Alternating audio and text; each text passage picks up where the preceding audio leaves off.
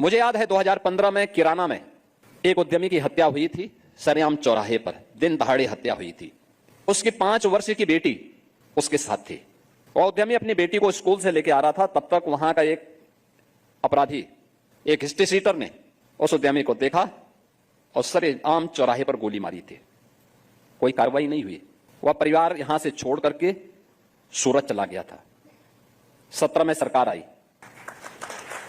और तब तक हमने देखा था कि किराना में जितने परिवार वहां से प्लान किए गए थे उसमें से ज्यादातर आ चुके थे और मैं भी फिर उस परिवार से मिलने के लिए गया था।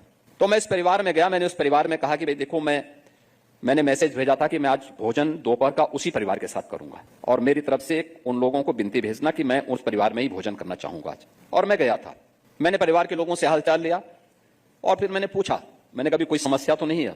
तो परिवार के लोगों ने तो कहा नहीं साहब कोई दिक्कत नहीं, लेकिन देखिए वो 5 वर्ष की बेटी जो 15 में 5 वर्ष की थी तब तक 9 वर्ष की हो चुकी थी और स्कूल जा रही थी।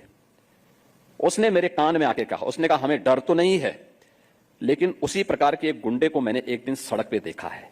तो मैंने वहां के एसपी को बुलाया, मैंने कहा भी पूछो, ये मालूम करो कि क्या वह अपराधी जेल से छोटा तो नहीं है, और छोटा है तो कैसे घूम रहा है। आप आश्चर्य करेंगे कि इतनी बात मैंने कही थी, वो बात कहीं से लीक हुई और अगले दिन कोर्ट में एक एप्लीकेशन पड़ी कि हम सब अपनी बेल कैंसिल कराना चाहते हैं उस अपराधी के।